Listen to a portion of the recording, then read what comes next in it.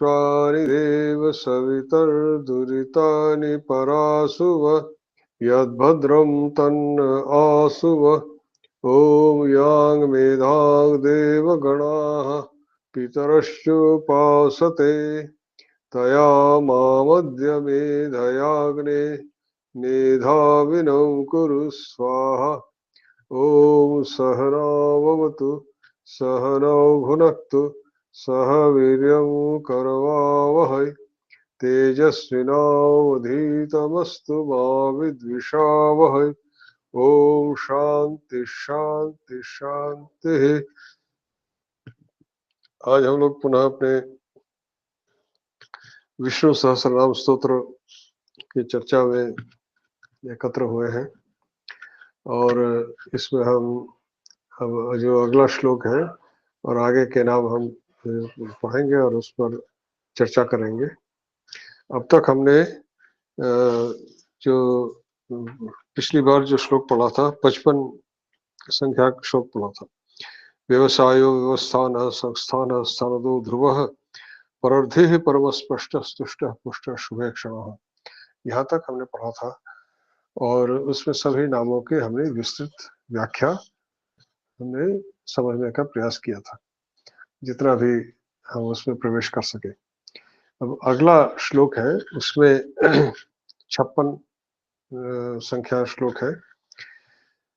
इसमें एक पाठ भेद मिलता है वो मैं अभी बताऊंगा। पहले मैंने शंकराचार्य ने जो पाठ ग्रहण किया है मैं उसको पहले पढ़ता हूँ और दूसरे संस्करणों में क्या भेद है वो फिर उसके बाद बताऊंगा। रामो विरामो विरतो मार्गो नेयो नेयो नयः वीरः शक्तिमतां श्रेष्ठो धर्मो धर्म विदुत्तमः। रामो विरामो विरतः, कहीं कहीं पर यह विरजो मार्गो ऐसा पढ़ा गया है। किसी किसी संस्करण में विरतः की जगह विरजः पढ़ा गया है पर शंकराचार्य ने विरतः शब्द ग्रहण किया है। पर मैं दोनों ही शब्दों का अर्थ पर मैं चर्चा करूंगा। आपके पास जो भी संस्करण है यदि विरतः लिखा है तो भी वह स्वीकार्य है और विरजः लिखा है तो भी स्वीकार्य है। दोनों में के अर्थ में क्या भेद है और दोनों में क्या अर्थ है, दोनों प्रकार के अर्थों को हम चर्चा करेंगे। तो इसमें रामः विरामः विरतः या विरजः, यह रामः एक नाम है। रामः विरामः विरतः मार्गः नेयः नयः अनयः और वीरः शक्तिमतांग श्रेष्ठ। शक्तिमतांग श्रेष्ठ है यह एक ही शब्द है, एक ही नाम है। धर्मः धर्म विदुत्तमः, इस प्रकार से इसमें 11 नाम इस श्लोक में है। रामः विरामः विरतः मार्गः नेयः नयः अनयः वीरः शक्तिमतांग श्रेष्ठः धर्मः धर्म विदुत्तमः। धर्म विदुत्तमः, ये धर्म विदुत्तमः एक शब्द है। तो शक्तिमतांग श्रेष्ठ ये भी एक शब्द है और एक नाम है वो। तो इनके अर्थों पर अब हम चर्चा करेंगे। सबसे पहला नाम है रामः। राम शब्द से तो आप सब लोग परिचित हैं। इसका अर्थ आज समझ लेते हैं कि राम शब्द का अर्थ क्या है। हम राम नाम हम हमेशा करते हैं, रामायण से आप सब परिचित हैं। राम शब्द का की व्युत्पत्ति क्या है आज उसको गहराई से समझेंगे कि राम शब्द का अर्थ क्या है। राम शब्द एक धातु है रमु धातु, रमु क्रीड़ायाम, यह बहुत ही गर्व पढ़ा गया है। आत्मनेपदी धातु है, रमते ऐसा रूप बनता है। अतः क्रीड़ा करना मतलब खेलना, रमु धातु रमते। इसी तरह से उसी से रतः शब्द बनता है, मतलब किसी में जैसे किसी में मन लग गया किसी का, जिसमें आनंद प्राप्त होता है। तो क्रीड़ा में क्या होता है, क्रीड़ा आप जब हम खेलते हैं तो किसके खेलते हैं, उसमें आनंद मिलता है तभी तो खेलते हैं। क्रीड़ायाम अर्थ मतलब है रमते का मतलब यही है कि रम जाना किसी में जिसमें आनंद मिलता है, उसी में तो व्यक्ति रमता है। तो व्यक्ति खेलने क्यों जाता है, बच्चे खेलते रहते हैं क्यों, उसी में उनको आनंद मिलता है। अलग अलग प्रकार के खेल होते हैं, उसमें सब में आनंद प्राप्त होता है। तो क्रीड़ा जो है वह आनंद प्राप्ति के लिए ही होती है। तो रमु धातु जो क्रीड़ा अर्थ में है, उसका अर्थ यही है कि उसमें जिसमें आनंद प्राप्त होता है, उसी में व्यक्ति क्रीड़ा करता है, उसी में लगा रहता है, उसी में खेलता रहता है। इसी में एक प्रत्यय है, घय प्रत्यय कहते हैं उसको, उससे करके वह रामः शब्द व्युत्पन्न होता है। अब रामः शब्द ये अधिकरण में है, मतलब आधार अर्थ में है, अर्थात जिसमें क्रीडति विश्वम अस्मिन् इति, अर्थात समग्र विश्व जिसमें क्रीड़ा कर रहा है। तो समग्र विश्व जिसमें क्रीड़ा कर रहा है, राम वो है जिनमें समस्त विश्व क्रीड़ा कर रहा है, अर्थात सकल ब्रह्मांड उसी भगवान विष्णु में क्रीड़ा करते हुए उदय और अस्त हो रहे हैं। मतलब समग्र विश्व उनके भीतर ही क्रीड़ा कर रहे हैं, उसमें खेल रहे हैं, और यह समस्त विश्व एक उसमें आनंद छिटका हुआ है। क्योंकि हम जानते हैं, हम इस जगत में जो भी हम देखते हैं, कोई भी प्राणी है, चाहे पशु हो, पक्षी हो, मनुष्य है, वह किसी न किसी आनंद प्राप्ति के लिए दौड़ रहा है, पीछे आनंद की प्राप्ति के लिए ही उसकी सारी गतिविधियां उसी में है। और उस आनंद में कमी होती है तभी उसको कष्ट होता है। तो यह जो समस्त वह आनंद स्वरूप इसके लिए है, वो नित्यानंद स्वरूप है। तो उनके भीतर यह समस्त जगत क्रीड़ारत है, उनके भीतर है। तो राम वो है जिनके भीतर समस्त ब्रह्मांड समाया हुआ है और खेल रहा है। तो भगवान राम को जो हम पूजा करते हैं, भगवान राम का नाम लेते हैं, वो क्या है?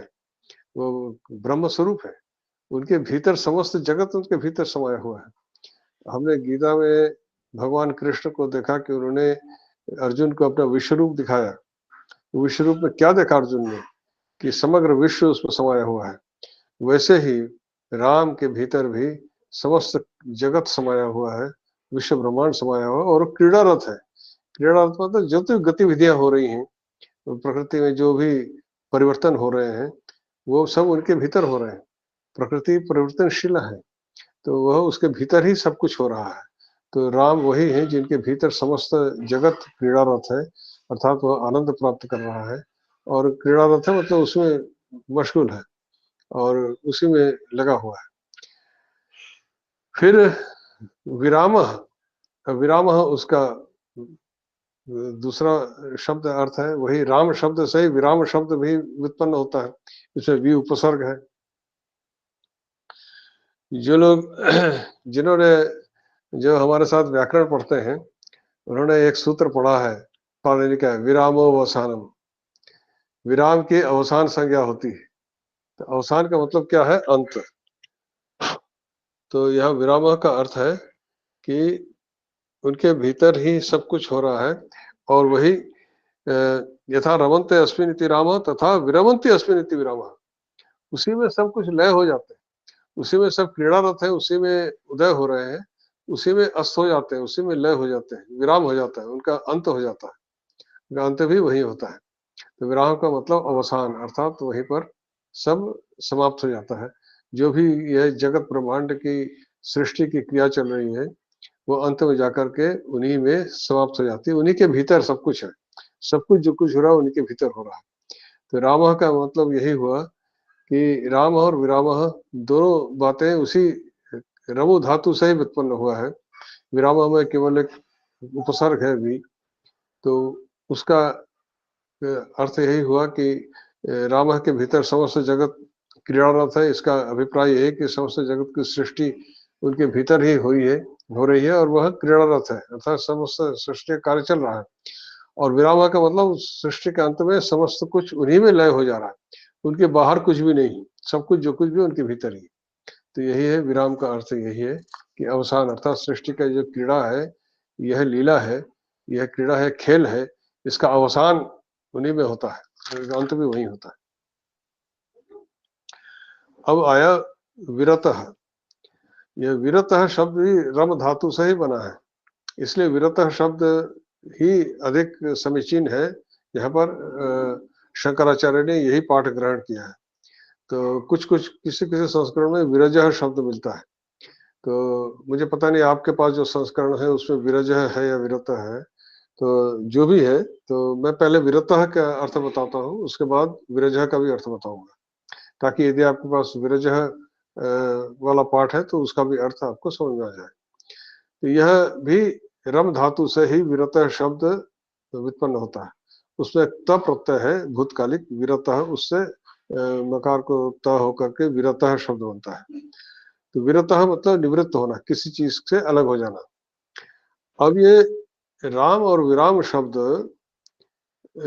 दोनों एक दूसरे से जुड़े हुए हैं, अर्थात जो प्रकृति और प्रकृति के विकारों को ही उसमें हमें उन्हीं उन्हीं का एक अभिव्यक्ति है कि रामा मन उनके भीतर समस्त जगत क्रीड़ा कर रहा है और उसके बाद उन्हीं के भीतर उसका अवसान हो रहा है। यह जो प्रकृति की जो लीला है, यह खेल है, उनके भीतर चल रहा है। और विरतः का मतलब क्या है कि वह इन सब से अलग है। ये सब प्रकृति में जो भी परिवर्तन हो रहे हैं उसका उन पर कोई प्रभाव नहीं है, वह अविकारी है, उन पर कोई परिवर्तन नहीं हो रहा, वह सब अपरिवर्तनशील है। प्रकृति में तो परिवर्तनशीलता है, जो क्रीड़ा का मतलब यही है परिवर्तनशीलता। तो क्रीड़ा जो बताया गया है रमते, उनके भीतर जो प्रकृति की क्रीड़ा चल रही है उसका अर्थ है कि उसकी परिवर्तनशीलता, पर वह परिवर्तनशीलता प्रकृति में है, उनमें नहीं है, वह उससे विरत है, उससे निवृत्त है, अर्थात तो उनमें किसी प्रकार की परिवर्तनशीलता नहीं है, इसलिए यह उनको विरता कहा गया। यह परिवर्तनशील जगत उनमें रमण करता है और वे स्वयं पर वह स्वयं अपरिवर्तनशील है, अर्थात सब कुछ उनमें होते हुए भी वह उससे पृथक है, अर्थात परिवर्तनशीलता उनमें नहीं है। तो जैसे एक कुटस्थ को लोहार का घन होता है ना, वो घन नीचे होता है, उसके ऊपर लोहे को बिल्कुल गर्म करके लाल करके उस पर रख करके उसको पीटता है और उसमें अलग अलग आकृति बनाता है, पर घन जैसा था वैसे ही रहता है, उसमें कोई परिवर्तन नहीं होता। परिवर्तन उसके ऊपर जिस लोहे को पीटा जा रहा है उसमें हो रहा है। तो प्रकृति में परिवर्तन होता है, लेकिन वो जो उनके भीतर खेल हो रहा है उसमें तो परिवर्तनशीलता है, पर वह कुटस्थ है, वो बिल्कुल अपरिवर्तनशील है, उनमें कोई परिवर्तन नहीं। तो विरतः का यही अभिप्राय है।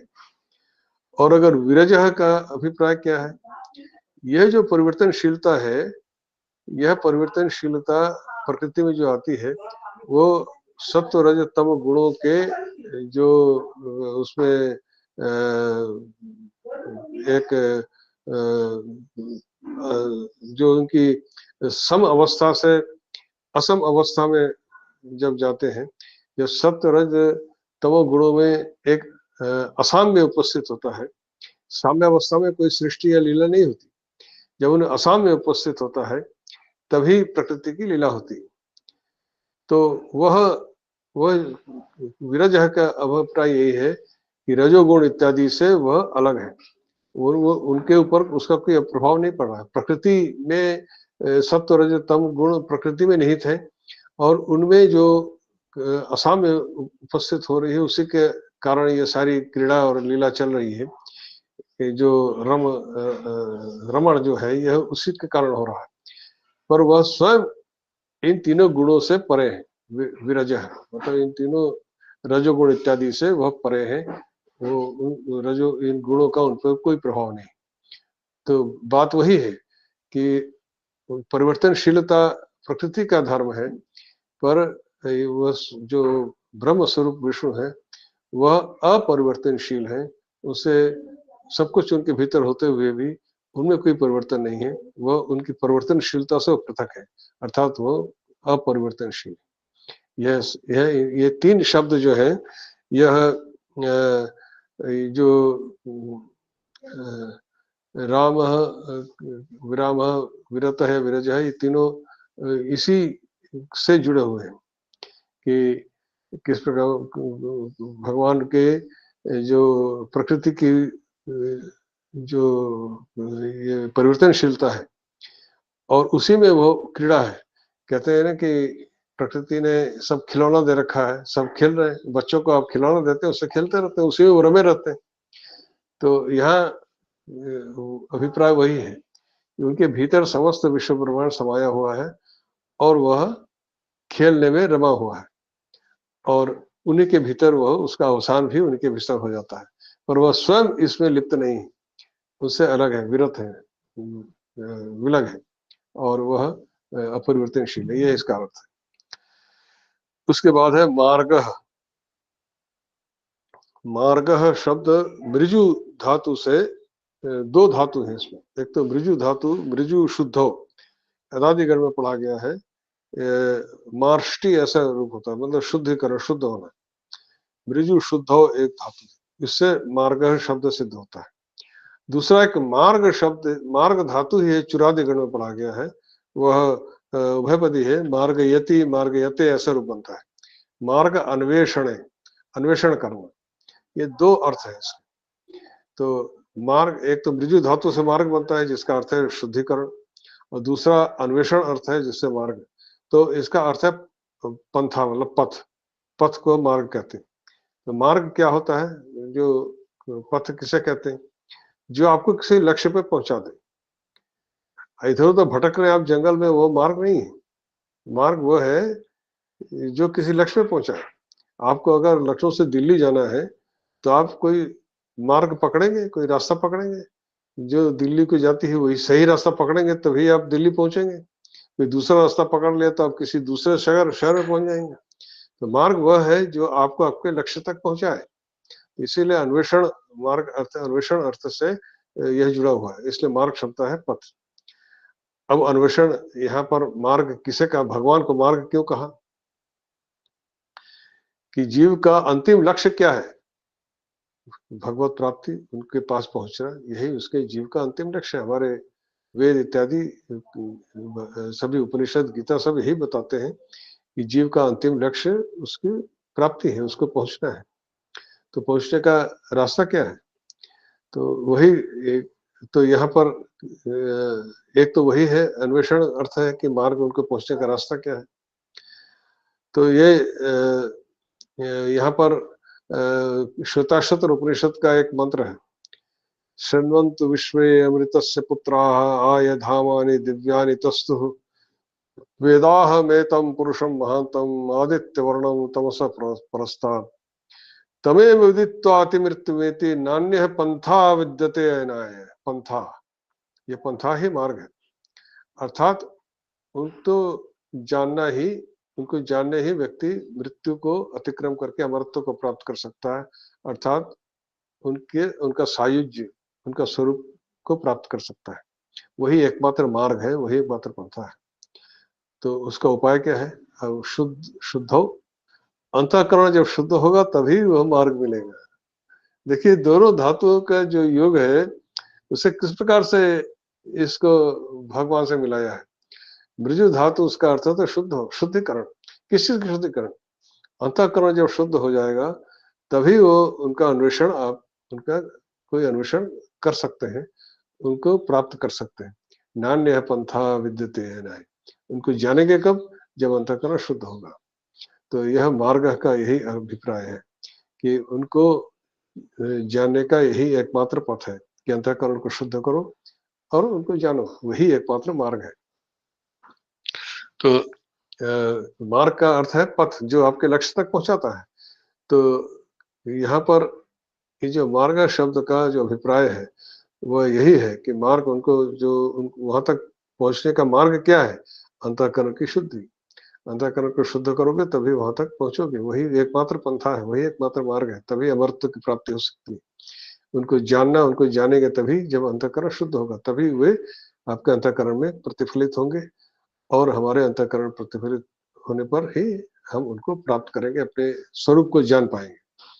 अभी तक हम अपने अहंग बुद्धि के कारण अपने शरीर को ही समझे हैं सत्य के, अपनी जो अभिव्यक्ति है या अपनी पहचान अपने शरीर से ही होती, पर मैं यह शरीर नहीं, मैं आत्मा हूँ, मैं वो ब्रह्म हूँ, यह बोध वही नान्य पंथा तमे विदित्वा अति मृत्यु, उनको जान करके ही मृत्यु को पार किया सकता है। तो यही मार्ग है, यही एकमात्र मार्ग है। तो जिन्हें जानकर मुमुक्षु जन, मुक्ति की इच्छा प्राप्त करने वाले लोग मृत्यु का अतिक्रम कर जाते हैं, वही मार्ग है।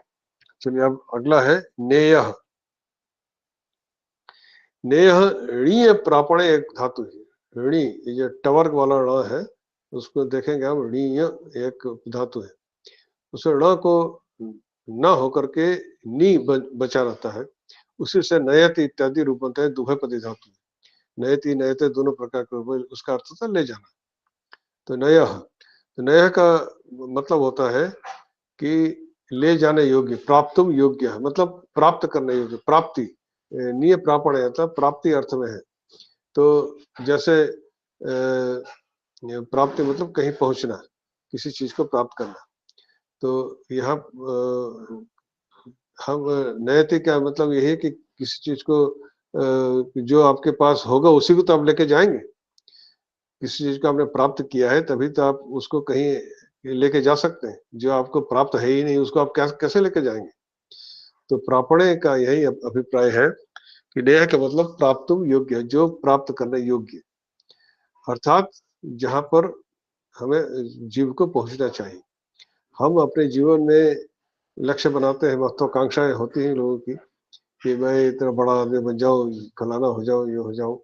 और किसी को धन प्राप्ति की होती है, यश प्राप्ति की होती है, किसी पद पर पहुंचने की इच्छा होती है। तो यह सब प्राप्ति की इच्छा है, परंतु श्रेष्ठ प्राप्ति क्या है? भगवान की प्राप्ति। तो वही नेय है।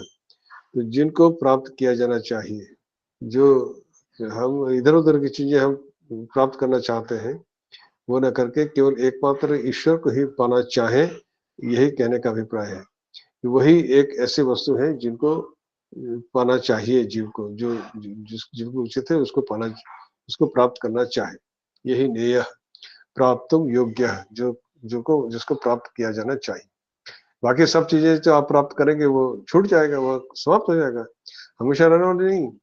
पर इनको अगर प्राप्त कर लेंगे तो हमेशा ही के लिए वो आपके पास है। कोई भी वस्तु आप प्राप्त करेंगे वो हमेशा आपके पास रहने वाली नहीं, चाहे वो यश हो, पद हो, कुछ भी हो। एक समय तो शरीर भी छूट जाएगा, तब कहाँ रहेगा सब। परंतु उनको जो प्राप्त कर लेंगे, उनके प्राप्त होने के बाद वही अमरत्व है, फिर वह दोबारा नहीं आना पड़ता और वह हमेशा ही के लिए हो जाता है। तो ऐसी कौन सी वस्तु है जिसे प्राप्त करने के बाद और किसी चीज के प्राप्त करने की आवश्यकता नहीं रह जाती। इसीलिए नेय कहा गया है कि वह प्राप्ति, वह ऐसी वस्तु है जिन्हें प्राप्त करने के बाद किसी और वस्तु को प्राप्त करने की आवश्यकता या इच्छा नहीं रह जाती, इसलिए वो नेय है। उसको होता है नेय नय, यह भी उसी नी धातु से बनता है, नी धातु से सिद्ध होता है। नी धातु से एक अच प्रत्यय है, उससे नय, जैसे जी धातु से जय, वैसे नय। नय का अर्थ है नयति इति नय, ले जाने वाला, नेता अर्थ में है ये। तो वो जो भगवान की जो वह उनकी जो सत्व, जो भगवान की जो यह ज्योतिर्मय एक जो उनकी स्वरूप है, वहां तक ले कौन जाता है? हम अपने जो सामर्थ्य है, मनुष्य में वह सामर्थ्य नहीं है कि वह अपनी शक्ति से वहां पहुंच जाए। हम अहंग बुद्धि के कारण हम समझते हैं हम साधना कर रहे हैं, हम तपस्या कर रहे हैं, ये कर रहे हैं, वो कर रहे हैं, इतने व्रत कर रहे हैं, इतने उपवास कर रहे हैं हम, पर वो ले तो वही जा रहा है। ये बुद्धि उसने दी है और वही मार्ग बताता है कि तुमको ऐसे ऐसे चलना है। और उसी ने गुरु के माध्यम से, जिसके शास्त्रों के माध्यम से, गुरु के माध्यम से आपको हमको वह मार्ग बताया है कि वहां तक कैसे पहुंचना है। तो नया है, ले चलने वाला भी वही है। तो यह जो मार्ग है, नेय है, नय है, ये तीन शब्दों के माध्यम से उस भगवान की कल्पना की गई है कि मार्ग है, तो जैसे हमने कहा कि उनको प्राप्त करने का उपाय क्या है, उनको जो मार्ग क्या है, चित्त शुद्धि, अंतःकरण की शुद्धि, वह मार्ग है। फिर नेय मतलब वही एक ऐसे है जिनको प्राप्त करना चाहिए, जिनको प्राप्त करने के बाद और कुछ प्राप्त करने की आवश्यकता नहीं जाती, लक्ष्य में पहुंच गए, उसको प्राप्त कर लिए। फिर नया है, अर्थात वहां पर ले जाने वाले भी वही है, वहां तक पहुंचाने वाले भी वही है। मार्ग बताने वाला कोई होना चाहिए ना, मार्ग में कोई नेता होता है, लीडर होता है जो ले ले जाता है हमको सही सही मार्ग पर ले जाने वाला कौन है? तो यहाँ पर नया है इसीलिए कहा है कि सही सही पथ पर वही हमको ले जाता है। जब भी हमने क्या कहा, हमने क्या देखा कि मार्ग शब्द है कि पथ उसका अभिप्राय है, परंतु पथ लक्ष्य में पहुंचने के लिए आपको सही पथ को चुनना पड़ेगा। आपको ठीक मार्ग पर चलेंगे तभी आप अपने लक्ष्य पर चलेंगे। अगर आपने गलत मार्ग पकड़ लिया तो आप वहां नहीं पहुंच सकते। तो सही मार्ग बताने वाला कौन होता है? वही नेता है या गुरु है जो नया जो ले चलने वाला है। इसलिए मार्ग है, नेय है, नय है, तीनों वही है। मार्ग भी वही है, प्राप्त करने वाला भी वही है और वहां तक पहुंचाने वाला भी वही है। उस मार्ग को बताने वाला भी वही है। ये तीनों से ही उस भगवान की कल्पना की गई है। तो वही विष्णु है। ये उपाय भी वही है, लक्ष्य भी वही है और वहां तक ले चलने वाला आपका नेता भी वही। फिर आया अनय, यह भी नया से ही अनय शब्द बनता है। न ये समझिए न अस्य नेता मतलब न अस्य नेता विद्यते, जिसका कोई नेता नहीं। अनय, नया मतलब क्या है कि जो हम सबको ले चलता है, परंतु वह स्वयं अनय है। उसको कौन ले जाता है? उसको ले जाने वाला कोई नहीं, वह स्वयं ही सब है। वह सब कुछ जानता है। कोई हमें पहुंचाने के लिए कोई बताने वाला चाहिए कि ये लक्ष्य है, यहाँ पर तुम इस मार्ग से जाओ, तो वही नया है। तो उसको किसने बताया? जो हमें बता रहा है उसको भी तो किसने बताया होगा कि यह मार्ग है। उसको किसने बताया? अनाया है, उसको बताने वाला कोई नहीं। वह स्वयं ही है, वह जो कुछ है स्वयं ही है। क्योंकि मार्ग भी वही है, लक्ष्य भी वही है, ले जाने वाले वही है, तो फिर उसको बताने वाला कौन है? तो अनाया, वह सबको ले चलने वाला तो वह है, पर उसको ले चलने वाला कोई नहीं। वह स्वयंभू है, स्वयं संपूर्ण है और पूर्ण रूप से वह स्वयं संपूर्ण है। उसको और किसी की आवश्यकता नहीं है कि जो उसको ले जाए। कोई दूसरा है ही नहीं उसके अतिरिक्त, इसलिए वह अनाया है। उसको कोई ले नहीं जा सकता, उसको कहीं उसको उसका नेता कोई नहीं। फिर वीर, वीर शब्द एक अज धातु है। अज धातु से और वीर का कोई संपर्क हमको दिखता नहीं। अज धातु एक गति क्षेपण है। अज धातु भौतिक में पढ़ा है, अजति ऐसा उसका रूप बनता है। इस अज धातु को ऐसा ऐसा वी आदेश हो जाता है। एक सूत्र है पाणिनि का, उससे वी आदेश हो जाता है। फिर एक रक प्रत्यय करके वीर है ऐसे शब्द उत्पन्न होता है। उसका अर्थ होता है पराक्रम। तो गति क्षेपण ये दो अर्थों से यह उसको वी आदेश होकर के वीर शब्द निष्पन्न होता है। धातु अज है परंतु उसको वी आदेश हो जाता है। जैसे आप पढ़ते हैं ना, जैसे पा धातु को पिब आदेश हो गया, दृश्य धातु को पश्य आदेश हो गया। दृश्य धातु से पश्यति बनता है, सा धातु से तिष्ठति बनता है। ऐसे अलग अलग आदेश हो जाते हैं। ऐसे ही अज धातु को वी आदेश होकर के वीर शब्द निष्पन्न होता है। तो उसका अर्थ होता है पराक्रम। तो पराक्रम का मतलब क्या है यहाँ पर? तो वीर क्यों कहा कि पराक्रम? तो पराक्रमी हम उसे कहते हैं जो युद्ध में बहुत पराक्रम, जिसको युद्ध में कोई हरा नहीं पाता है, वही पराक्रमशील होता है। तो यहाँ पर पराक्रम का अभिप्राय यही है कि उनसे बढ़कर पराक्रमी कोई नहीं है, क्योंकि कोई दूसरा है ही नहीं जो उनको हरा दे। युद्ध होता है तो दो पक्षों में होता है और जो अधिक पराक्रमी होता है वही जीतता है। तो यह अब वह वीर मतलब वह सबसे अधिक पराक्रमी, अर्थात उसका कोई प्रतिद्वंदी है ही नहीं, उसका कोई प्रतिद्वंदी नहीं है। ये वीर का यह अभिप्राय यही है, पराक्रमी से यह अभिप्राय यह है कि उसका कोई प्रतिद्वंदी नहीं है जिसको वो हराए, इसलिए उससे बढ़कर पराक्रमी कोई नहीं। इसी पराक्रमी शब्द वीर शब्द का यह प्रयोग किया है कि उसे बढ़कर जो भी यहाँ जो भी अपने आप को वीर और पराक्रमी समझते हैं, उनको इस बात का अहंकार ना हो कि ये वीरता उनकी है। वह उन्हीं की वीरता है, जो उन्हीं का पराक्रम है जिससे वो चल रहे हैं। जैसे कि हम कई बार हमने देखा है उसमें जो केन उपनिषद में यह उपाख्यान आया है, या उसका हमने कई बार उल्लेख भी किया है कि अग्नि वायु एक असुरों के साथ युद्ध जीतने के बाद देवताओं को यह अहंकार हो गया कि हमने अपने पराक्रम से उसको जीता है, अग्नि वायु इत्यादि को। तो उनके इस अहंकार को तोड़ने के लिए वो यक्ष रूप में वहां पर प्रकट हुई। तब जब अद्भुत दर्शन वो यक्ष था, तो कौन है जानने के लिए देवताओं ने इंद्र से आग्रह किया। इंद्र ने पहले अग्नि को भेजा। अग्नि ने जाकर के जब वहां पर तो पूछा यक्ष ने कि तुम कौन हो? मैं अग्नि हूँ। तुम क्या कर सकते हो? मैं सब कुछ जला के राख कर सकता हूँ। उसके इस टंकी को जलाओ।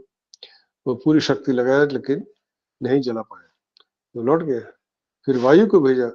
वायु से पूछते तुम क्या कर सकते हो? मैं सब कुछ उड़ा सकता हूँ, इस टंकी को उड़ा के दिखाओ। तो पूरी शक्ति लगा दी, नहीं उड़ा पाया। इस प्रकार से उनका अहंकार चूर्ण हुआ। उन्हें समझ में आ गया कि वो जो उन्होंने युद्ध जीता है, वो उनके अपनी शक्ति से नहीं जीता है, वो ब्रह्म की शक्ति थी जिससे जीता है। तो यह विरह का अभिप्राय यही है कि जिस पराक्रम का हम अहंकार करते हैं, वीरता की, वह वीरता हमारी नहीं, वो उन्हीं की है। उसने दिया, क्योंकि उससे श्रेष्ठ वीर कोई नहीं। सारे पराक्रम जो भी है वो उन्हीं की दी हुई, उन्हीं का है। तो यह सब इंगित करता है कि हमें अहंग बुद्धि को त्यागना चाहिए और उनको जानना चाहिए कि यह सब कुछ हमारे पास जो कुछ भी है, हम जो भी कर रहे हैं वो उन्हीं उन्हीं का किया, वही करा रहा है, हमारा अपना कुछ नहीं। फिर है शक्तिमतांग श्रेष्ठ। ये दो शब्द हैं पर इनका अर्थ एक ही है, शक्तिमतांग श्रेष्ठ। तो पहले शक्ति मतांग शब्द को समझें। शक्तिमत ये शब्द है, ये शक्लड़ी धातु है। ये स्वादिगर में पढ़ा गया है। यह उभयपदी धातु है, परस्मैपदी धातु। शक्नोति ऐसा रूप बनता है, शक्नोति मतलब सामर्थ्य इसका अर्थ होता है। तो जैसे हम कह कर्तुम शक्नोति, कर सकता है, ऐसा हम लोग प्रयोग करते हैं संस्कृत में। और सकता है, यह उसी का अपभ्रंश है हिंदी में जो हम प्रयोग करते हैं। तो यह सामर्थ्य है शक्ति का, उसी में तीन प्रत्यय करके शक्ति शब्द उससे निष्पन्न होता है, जिसका अर्थ होता है सामर्थ्य। तो शक्तिमत मतलब जिसमें वह शक्ति है वह शक्तिमत। जैसे शक्तिमान, हम बुद्धिमान कहते हैं ना, जिसमें बुद्धि है वो बुद्धिमान, जिसमें शक्ति है वो शक्तिमान। तो वही शक्तिमत से पुल्लिंग में शक्तिमान बनता है, और स्त्रीलिंग में शक्तिमती बनेगा, जैसे बुद्धिमती। इसी शक्तिमत शब्द का षष्ठी बहुवचन में बनता है शक्तिमतांग। शक्तिमतांग श्रेष्ठ, अर्थात शक्ति जिनमें है, शक्तिमान जितने जो लोग हैं उनमें श्रेष्ठ है शक्तिमता। यह समास का निषेध हो जाता है। निर्धारण होता है ना, जैसे कहते हैं बहुतों में जब किसी एक को हम निर्धारण करते हैं तब यह समास का निषेध हो जाता है। तो शक्तिमतांग श्रेष्ठ का मतलब यही हुआ कि जो अब यहाँ श्रेष्ठ शब्दों को भी समझे क्या है। शक धातु से तो शक्ति बना, उसे मतु प्रत्यय करके शक्तिमत बना, उसी का षष्ठी बहुवचन शक्तिमतांग। और श्रेष्ठ शब्द की व्युत्पत्ति को जाने। श्रेष्ठ तो एक शंसु धातु है, स्तुति करना। इस स्तुतो यह वाद्यगर में पढ़ा गया, शंसति ऐसा इसका रूप बनता है।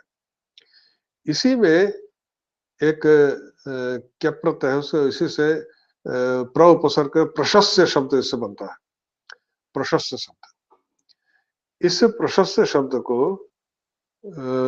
श आदेश होकर के फिर उसमें एक और प्रत्यय आता है, उसे कहते हैं अतिशायने। तो मतलब अतिशय अर्थ में तमप और इष्टन प्रत्यय होते हैं। जैसे हम कहते हैं ना कि श्रेष्ठतम, तो श्रेष्ठ, श्रेष्ठतम, श्रेष्ठतर, श्रेष्ठतम। तो एक उसे श्रेष्ठ शब्द बन गया। तो अब श्रेष्ठ मतलब वही है कि जो प्रशस्त मतलब स्तुति करने के जो योग्य होते हैं, उनमें जो सबसे अधिक स्तुति करने के योग्य है, उसको श्रेष्ठ कहा गया है। और तो यह शक्तिमतांग श्रेष्ठ अर्थात प्रशंसनीय जो है शक्तिमतांग श्रेष्ठ। श्रेष्ठ हम जानते हैं, जो किसी भी व्यक्ति में सबसे आगे बढ़ा हुआ, अतिशय अर्थ में श्रेष्ठ का प्रयोग होता है, अतिशय आधिक्य जिसमें है, किसी भी का अधिक है। विद्वानों में श्रेष्ठ हम कहते हैं ना, वीरों में श्रेष्ठ, विद्वानों में श्रेष्ठ, अर्थात विद्वानों में श्रेष्ठ जब हम कहते हैं तो जितने विद्वानों हैं उनमें जिसमें अतिशय, जिसमें विद्या सबसे अधिक है, वह उनमें श्रेष्ठ हुआ।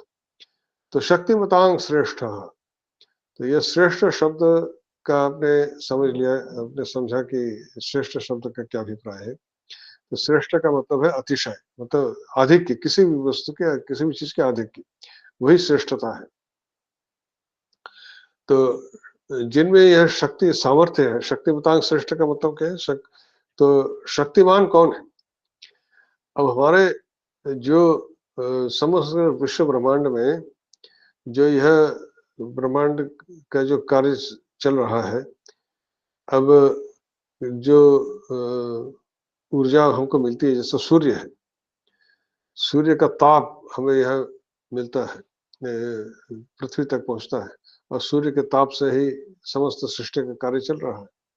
तो सूर्य एक शक्तिमान पदार्थ है। उसी प्रकार से और भी जितने भी इस विश्व को संचालित कर रहे हैं, जो जो वायु है, वायु की प्रवाह, वायु का जो प्रवाह होता है, वायु चलता है, वो भी आपके प्राण वायु के रूप में आपके भीतर शक्ति का संचार करता है। ये वायु न हो तो आपके भीतर आप कोई कार्य नहीं कर सकते। तो यह शक्तिमान पदार्थ है जिनमें भीतर शक्ति है, जो इस संपूर्ण विश्व को संचालित कर रहे हैं। तो ये शक्तिमान वस्तुओं में श्रेष्ठ वही, अर्थात ये जो शक्ति जिनमें है इस प्रकार के कार्य को संचालन करने का, हम इन्हें जड़ पदार्थ समझते हैं, परंतु अगर ये न हो तो संसार, यह सृष्टि नहीं चल सकती। इसीलिए हमारे शास्त्रों में इनको जड़ नहीं माना गया, इनके पीछे का अधिष्ठात्री देवता को माना गया है। इसलिए हमने अग्नि देवता, सूर्य देवता, वायु देवता ऐसा हम कहते हैं, और उनकी स्तुति करते हैं, उनकी पूजा करते हैं। तो वे, क्योंकि ये शक्तिमान है, इनको उनकी शक्ति से ही यह सब चल रहा है, ये समस्त विश्व ब्रह्मांड संचालित हो रहा है। उनमें वो श्रेष्ठ वही, अर्थात उन सबको शक्ति प्रदान करने वाले वही, उनसे श्रेष्ठ कोई नहीं। उनकी जो शक्ति है वो उन्हीं की दी हुई है। तो शक्तिमतांग श्रेष्ठ का यह भी अभिप्राय है। ये जो शक्तिमान पदार्थ हैं जितने भी हैं, सूर्य, वायु, अग्नि इत्यादि, जिनके कारण से समग्र विश्व ब्रह्मांड संचालित हो रहा है, जीव ये सृष्टि चल रही है, जैसे पृथ्वी पर जीवन चल रहा है, इनके कारण से ही चल रहा है, इनकी शक्ति से ही चल रहा है। अगर अग्नि न हो, वायु न हो, सूर्य का ताप न हो, तो जीवन चल सकता है क्या? नहीं चल सकता। इन्हीं की शक्ति से सब कुछ चल रहा है। तो इनकी शक्ति, तो ये सब शक्तिमान है। इन शक्तिमानों में श्रेष्ठ कौन है? वही है, अर्थात इनकी शक्ति भी उन्हीं की दी हुई है, उन्हें बढ़कर कोई और कोई शक्तिमान नहीं है। सारी शक्ति उन्हीं की है जिनकी शक्ति से यह सब चल रहा है। फिर आइए धर्म। धर्म शब्द के भी बहुत मतलब विस्तृत अर्थ है। अब इस धर्म शब्द यहाँ स्पष्ट रूप से आया है। अब इसकी व्युत्पत्ति को समझते हैं। धर्म शब्द ध्री धातु से निष्पन्न होता है। ध्री धातु दो अलग अलग गणों में पढ़ा गया है, अलग अलग अर्थों में। एक है ध्रिय धारणे, ये भौतिक गण में पढ़ा गया है, आत्मनेपदी धातु है, ध्रियते ऐसा रूप बनता है, धरती ऐसा रूप बनता है, ये परस्मैपदी है। धरती रूप बनता है, ध्रिय धारणे भौतिक गण में पढ़ा गया है, परस्मैपदी धरती रूप बनता है। फिर ध्रिंग, ध्रिंग न, ध्रिय में चवर्ग वाला यह है, और ध्रिंग में कवर्ग वाला अ है, न है। तो ध्रिंग अवस्थान है, यह दिवादिगण में पढ़ा गया है। ध्रियते वह आत्मनेपदी है, ध्रियते स्वरूप बनता है। तो धरती और ध्रियते दो अर्थ है इसके। तो धरती का मतलब धारण करना, और ध्रियते का अर्थ होता है अवस्थान। ये दोनों ही इसमें जुड़ते हैं धर्म शब्द में। ध्रियते अनेन मतलब धारयति इति धर्म, जो धारण करे, धरति से धारयति, जिसके द्वारा किसी चीज को धारण किया जाए उसे धर्म कहा जाता है। और धार्यते व येन, जिसके द्वारा, फिर जगत को धारण करने के कारण धर्म है, ऐसा इसका मोटा मोटा अर्थ लोग करते हैं। तो और ध्रियते अनेन मतलब इसके द्वारा धारण किया जाता है, अवस्थान किया जाता है। अवस्थान का मतलब एक जगह किसी चीज को स्थित होना। तो जो अवस्थान का आप अर्थ जानते हैं कि कोई जो जहां पर स्थित है उसको उसका अवस्थान कहते हैं। तो एक समस्त सृष्टि में जो है कार्य चल रहा है, तो धर्म शब्द क्या है?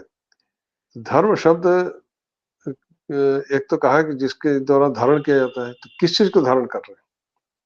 इस समस्त एक समाज को, मनुष्य जाति के जो एक जीवन पद्धति है, उसको एक नियंत्रित करने वाला यह एक धर्म वह है जो इनको नियंत्रित करता है, इसको धारण किए रखता है, वरना बिखरने न पाए। पशुओं में कोई धर्म जैसी चीज नहीं होती, उसका कोई सामाजिक व्यवस्था नहीं होती। मनुष्य में एक सामाजिक व्यवस्था है। उस सामाजिक व्यवस्था ने आपको एक नाम दिया है, आपको एक संबंध दिए हैं, माता पिता भाई बहन इत्यादि। ये जो संबंध है, ये सामाजिक व्यवस्था के कारण, विवाह रूपी सामाजिक व्यवस्था के कारण आपको मिला है। और यह सब जो उसके उसके अनुसार जो कर्तव्य इत्यादि आपके दिए जाते हैं, वह धर्म कहलाते हैं। तो धर्म शब्द कोई संप्रदाय नहीं। हमारे यहाँ क्या हुआ, हमारे देश में जो सबसे बड़ी भ्रांति हुई कि विदेशों से जब हमने अंग्रेजी सीखी, तो रिलीजन शब्द का अनुवाद करते समय उसको धर्म कह दिए। पर रिलीजन और धर्म एक चीज नहीं। रिलीजन तो एक व्यक्तिगत आपकी आस्था है, व्यक्तिगत आस्था है कि आप किसी पूजा पद्धति पे आप विश्वास करते हैं, वो आपकी व्यक्तिगत आस्था है। पर धर्म, मैंने कहा ना, जो धारण किया, जिसने समस्त समाज को धारण कर रखा है, वो क्या है? वह जीवन पद्धति होती है जो धारण करके रखती है। वो क्या है? जैसे मनुस्मृति में कहा गया है, धृते क्षमा दमो स्तेयम शौचम इंद्रिय निग्रह धीर विद्या सत्यम अक्रोधो दशकम धर्म लक्ष्मी। यहाँ पर किसी कोई पूजा पद्धति नहीं है कि आप किसी देवता की पूजा कर रहे हैं। यह समाज को धारण करके रखने के, अवस्थान करने के रखने में, स्थिर करके रखने में, वो बिखरने न पाए, लोग ठीक ठीक चले, उसी के लिए दिया गया है। धृत है, क्षमा दम अस्तेयम इंद्रिय निग्रह, फिर धीर विद्या सत्यम अक्रोध, ये 10 लक्षण कहेंगे। उसके रहते और भी 10, न्याय सत्य आचार कर्तव्य परोपकार प्रकृति अधिकार यज्ञ सत्संग और भक्ति नीति, ये सब भी धर्म में ही आते हैं। तो ये सब क्या है? न्याय सत्य कर्तव्य परोपकार, ये तो आपको किसी देवता विशेष की पूजा करने को नहीं कहते।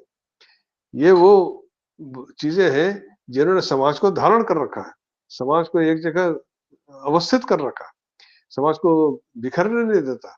उसमें एक सामंजस्य है, एक प्रकार से कैसे चलना है, किस पर जीवन को किस प्रकार से चलाना है, उसकी सब पद्धतियां इसमें है। तो इसमें कोई कैसे घंटा बजाना है, कैसे आरती करनी है, वो सब नहीं। कैसे नमाज पढ़ना है, कैसे गिरजा में जाकर के कैसे प्रार्थना करनी है, वो सब इसमें कुछ नहीं। ये केवल आचरण से संबंधित है, जीवन में कैसे आचरण करना है। और यह आचरण किस लिए है? धर्म विदुत्तम। इसका आगे धर्म विदुत्तम अभी आगे पढ़ेंगे। जो अभी बताया है कि इससे पहले जो हमने पढ़ा था, मार्ग विरत मार्ग नेयो नय, तो जो वहां तक पहुंचने के लिए, अर्थात मोक्ष प्राप्ति के लिए जो करना चाहिए, जो ये जो अभी हमने मार्ग शब्द पढ़ा ना, अंतःकरण की शुद्धि करने, तो अंतःकरण शुद्धि कैसे हो? वो उसी के लिए यही उपाय है। यह उपाय है। यही वो उपाय है जिनके द्वारा अंतःकरण शुद्ध होता है, और इस प्रकार से जीवन को परिचालित करने पर अंतःकरण शुद्ध होता है, और तभी आप अपने लक्ष्य को प्राप्त करते हैं। तो धर्म शब्द को यदि मोक्ष को यदि हटा दें, तो इस धर्म का कोई मतलब नहीं रह जाता। कोई व्यक्ति यदि एक झूठ बोलने पर यदि 1 लाख रुपए मिल रहे हो, तो झूठ क्यों ना बोले? इसका कोई उत्तर है क्या? नहीं भाई, अगर एक झूठ बोलने पर अगर 1 लाख रुपए मुझे मिल रहे हो, तो मैं झूठ क्यों ना बोलूँ? तो उसका उत्तर यही है कि एक झूठ बोलकर 1 लाख रुपए तो मिल जाएँगे, परंतु आप उस लक्ष्य मोक्ष को प्राप्त नहीं कर पाएँगे। क्योंकि यहाँ कहा गया है सत्य, सत्य बोलोगे तभी उसको पहुँचोगे, असत्य के द्वारा उनको नहीं प्राप्त कर सकते। इसीलिए मोक्ष और धर्म परस्पर जुड़े हुए हैं। यदि मोक्ष को हटा देंगे, तो धर्म शब्द का कोई अभिप्राय नहीं रह जाता। धर्म वह है तो जो जिसने, इसलिए भगवान को विष्णु का एक नाम दिया धर्म, कि उन्होंने उसको उनके साथ यह धर्म जुड़ा हुआ है। उसे इसको अलग नहीं किया जा सकता। उसे अलग कर देंगे तो इसका कोई मतलब ही नहीं रह जाएगा। ये सब जो क्रियाएँ हैं, जिससे जो चीज़ें धर्म को जैसे धारण कर रखा है, इनको अगर आप अलग कर देंगे, तो भगवान को प्राप्त नहीं कर सकते। यह उससे बिल्कुल अविच्छेद रूप से जुड़ा हुआ है। इसलिए धर्म भी वही है, इसलिए उनको धर्म कहा गया है। ये सब जो कार्य हैं, जो अभी हमने कहा धृति, क्षमा, दमो, संयम, ये सब वही है, और वही कराते हैं, तभी आप उनको प्राप्त कर सकते हैं। अगर इनको करेंगे तभी हमारा अंतःकरण शुद्ध होगा, और वहाँ तक पहुँचेंगे, उनको प्राप्त करेंगे। नेयः, फिर क्या है? धर्म विदुत्तमः, धर्मविद, धर्मविद, धर्मान् वेत्ति इति धर्मविद, धर्मों को जो जानता है वो धर्मविद, और धर्मविदां मध्ये ये उत्तम है, और ऐसे धर्मविदों में जो उत्तम है वो धर्मविद उत्तम है। तो यहाँ पे क्या मतलब है इसका? जो धर्म उसका नाम है जो धारण कर, ये हमने अभी जाना, और धारण कर धर्मों को जो विशेष रूप से जानता है वो धर्मविद। अर्थात ये जो हमारे ये जो अभी हमने ये जो चीजें पढ़ी, ये अभी जो मैंने आपको कहा धृति, क्षमा इत्यादि, तो ये हमको कहाँ कहाँ से प्राप्त होती? श्रुति अर्थात वेदों से और स्मृतियों से।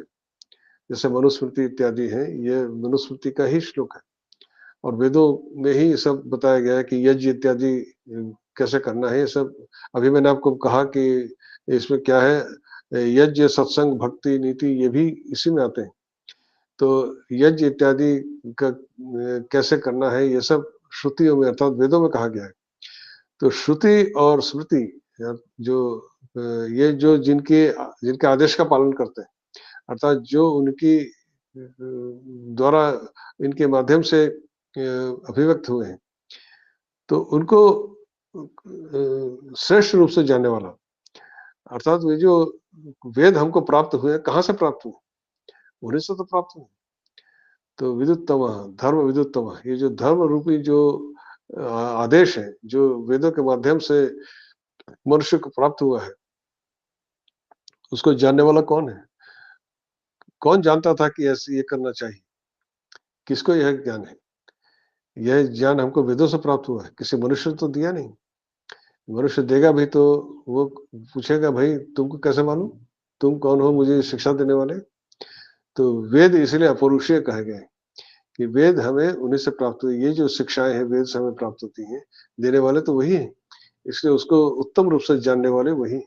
ये जो तत्व है, जो अभी हमने कहा, धर्म में जो बातें कही गई हैं, उनको उत्तम रूप से कौन जानता है? केवल वही जानते हैं।